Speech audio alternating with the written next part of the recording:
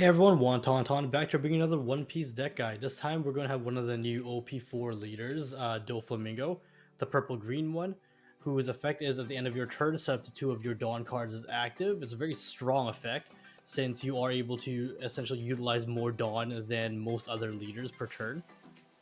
And it's going to be one of the core strategies of this deck as well, since we're going to be a very event heavy deck as a result of it. So I'm running the film version of this deck. As you can see, it's a film version with a lot of blockers and events. So it's a very defensive deck, but just because it's defensive doesn't mean it doesn't have the potential to just kind of pop off either. So first off, we're going to have our traditional film package. You got the Luffy, the Brook, the Nami, the Chopper. I'm sure you guys are already familiar with them since they've been around since OP2 and they've been the core of pretty much every film deck until now.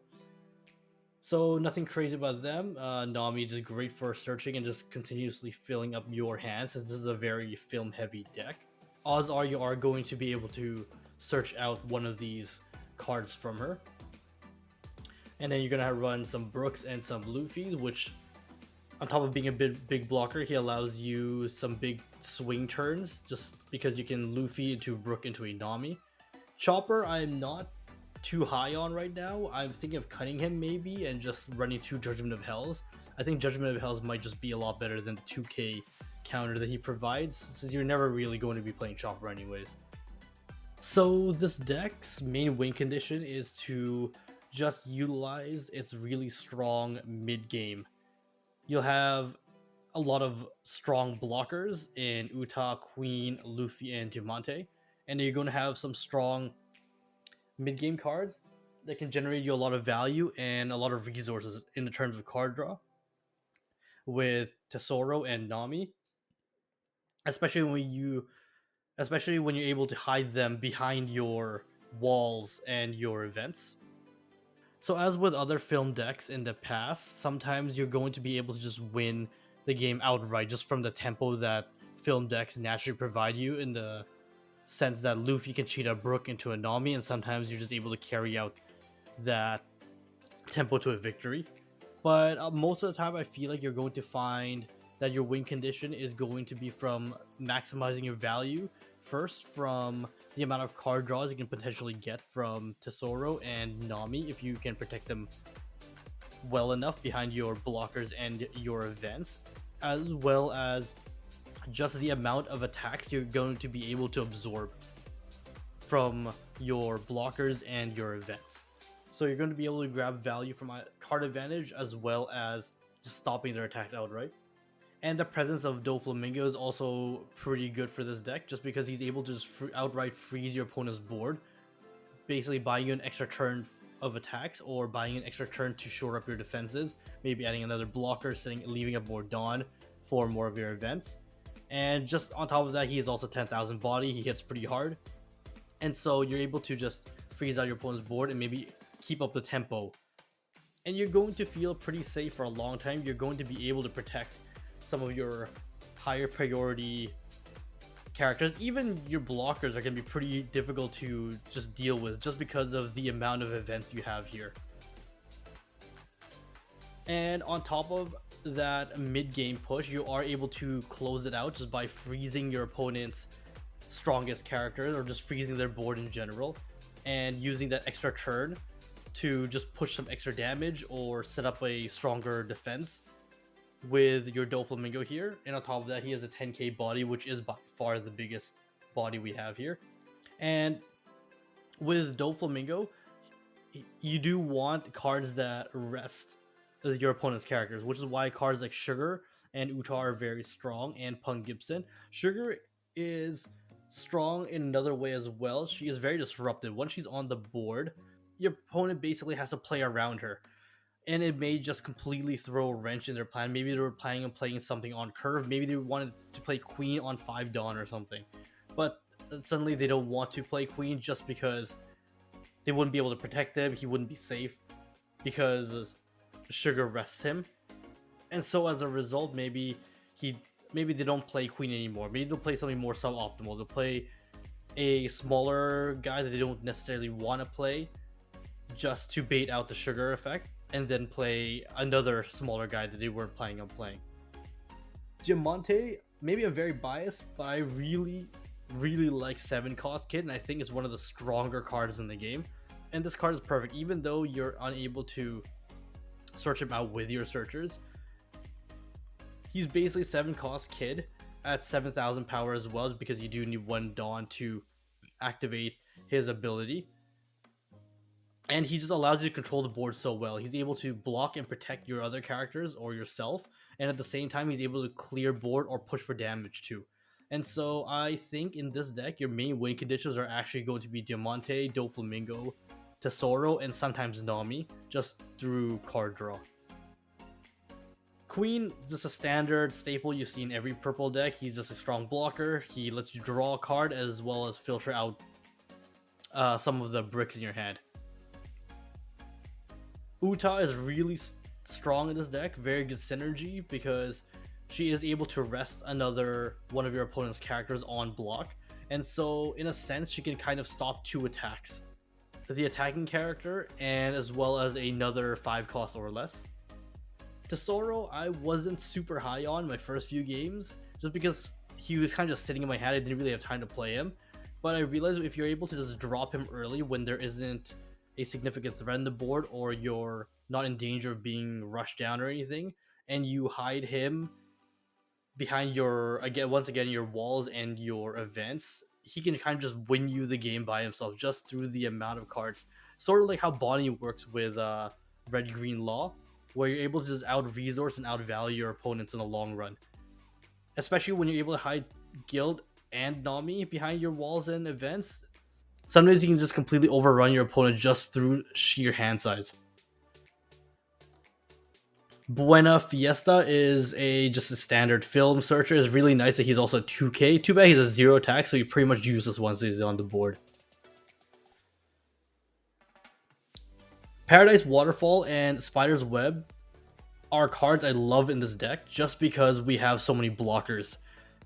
Being able to restand is super disruptive, especially when you get to those late game situations where every Dawn and every attack matters, and your opponent starts their plan of attack just with a few attacks of their own, and suddenly you restand one of your blockers, maybe your Luffy or something, and it just throws a whole wrench in their plan. And sometimes you're able to just win off of that, right? When they just overextend just a little bit, and then it causes them to be exposed and allows you a window of opportunity to just end them. Punk Gibson, once again, just good synergy, has the ability to rest one of your opponent's characters that are 4 or less too. And Thunder Bagua is great because you can ramp up with it, and it doesn't cost a minus Dawn or anything. And when the game is early enough and I have maybe an event or 2 already in my hand, I do like to activate him from trigger, just so I can get to Doflamingo or maybe Luffy a lot faster, or maybe I want to get to 10 Dawn just to nullify Tesoro's -2 Dawn. Finally, we're going to have this is not the correct title. It's like the weak don't get to choose the way they die or something. Whatever it is. You don't really need to run this card. I think it's really good. It basically stops 2 attacks. It's able to KO the attacking character. Although, correct me if I'm wrong. I believe that's the ruling. And he allows you to rest just with one of your opponent's leaders or characters without the Dawn restriction there too. But again, I don't think you necessarily need it. I've seen a lot of decks that don't run it either, so I'm sure it's fine. So that's it for the quick rundown of this deck. Stay tuned, since I'm going to be showing you one of my tournament matches that I had earlier today right after this. And in that tournament, I believe I finished 3rd, and so that was a pretty good showing for our first OP4 tournament. So here's a tournament match featuring Doflamingo versus a Whitebeard. He won the high roll and he opted to go first. They do curve out a lot better going first, and I believe that the Whitebeards in OP4 are a little bit more aggressive, so he probably does value that extra attack he gets on from getting to go first rather than going second and saving a life. He had the Whitebeard Pirates there. He just searches, and I'm just going to take that early attack. He drops a Vista here, I think, just to have some sort of board presence. I don't think he wants to not play anything on his first 2 turns. Personally, I think I would have just saved the Vista, maybe try to pop a Nami or a Brook later with the Otama. So here I'm just going to just do what Phil does best, just start cheating out minions, get a Brook and a Nami. I was debating whether I should just drop Nami and then draw a card or play the Brook into a Nami. But I figured I'd rather just have the extra body on the board rather than the extra card. I think I'm just trying to outsurvive him and just trying to match his board as best as I can. Especially when he starts dropping his big boys like King Do here. And I've said before, swinging at Whitebeard every opportunity you get is really important. You just want to start trying to reduce their hand size as best as you can just throughout the game, just taking little pot shots here or there. Just because if you never do, they're gonna finish the game with like 15 cards in hand with like 18,000 in encounter or whatever. So it's really important to just start taking away some of that as early as you can. He's gonna drop the Diamante there just to help with our board control. He's a really important card in this matchup as well, I believe.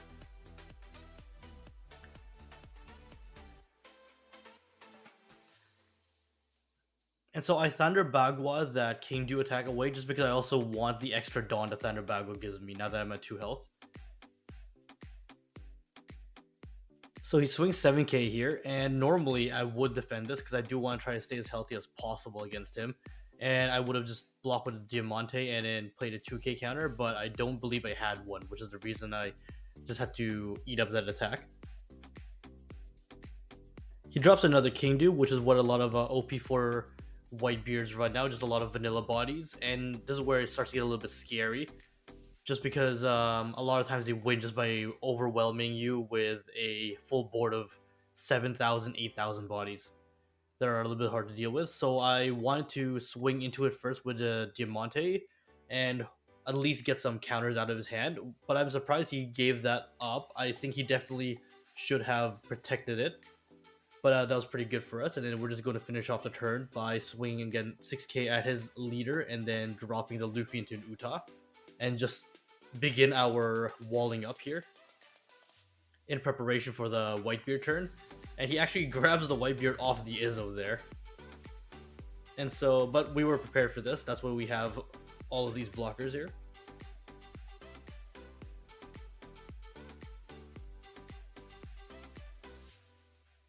Then he just swings at us, and I'm just going to use a Spider's Web here.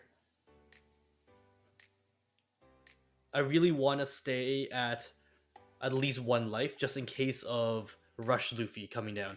And then when Rush Luffy comes down, our blockers don't do anything. So I'm pretty happy here with how our board looks, and just the state of the board in general. So I'm not going to play anything just for the sake of playing something and replacing one of our characters. So instead, we're just gonna start swinging at their leader, and once again, just try to start reducing the cards in his hand. I don't expect to kill him this turn or anything, but you have to start somewhere. So we're going to first swing 8,000 with our characters, and as you can see earlier too, I whiffed that Nami search, and this is good because we're just swinging 8,000, but he's being forced to use his 2,000 counters now.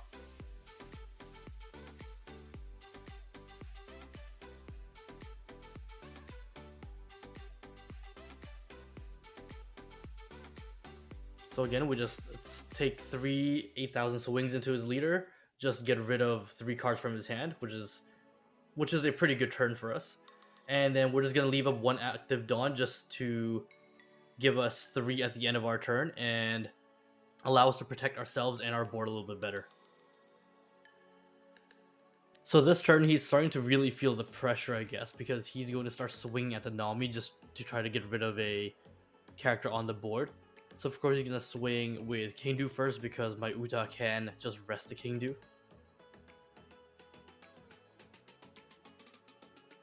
And at the same time, I do want to protect this Nami. I do value the extra body on the board there, as well as the card rush it gives me.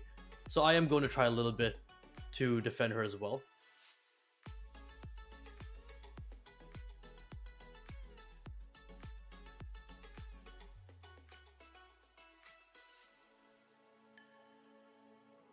He's going to take another crack at Nami by swinging 7k with his leader now, which we are going to counter out by blocking with Diamante and using Paradise Waterfall to restand Diamante actually.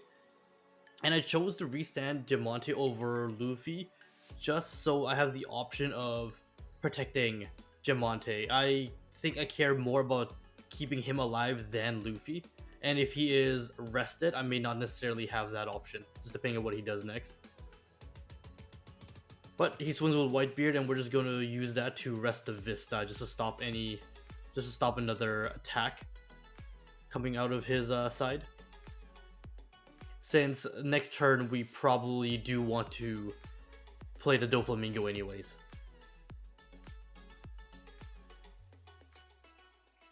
Then he's going to take his third swing at Nami here with a 7k attack using Izzo. This one will let go. He's already invested so much into it, and I don't want to overprotect the Nami either. Then he's going to finish off his turn by just blockering up.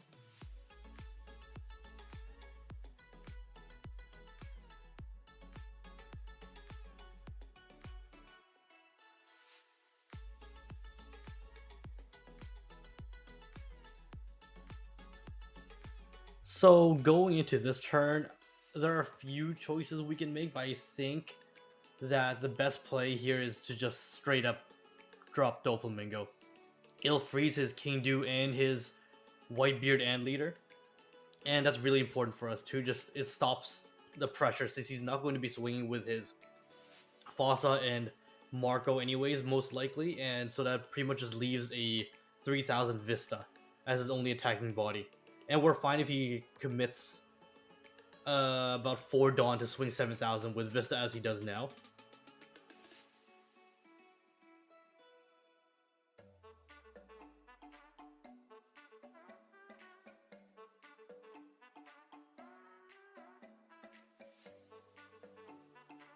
And then that would just easily counter out by blocking it and countering with Queen. Then he's going to search out another counter, and then he's going to pass his turn here with 5 active Dawn.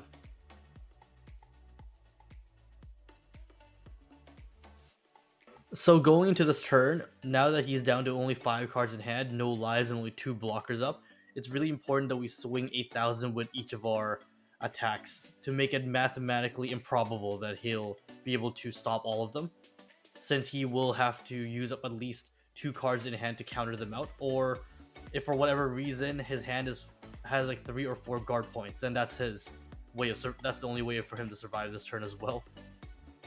So again, we're gonna swing 8000 with Diamante. He's gonna use 2 cards to counter it out.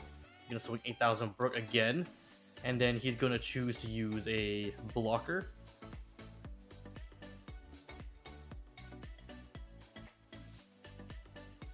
And an 8000 with Doflamingo again here.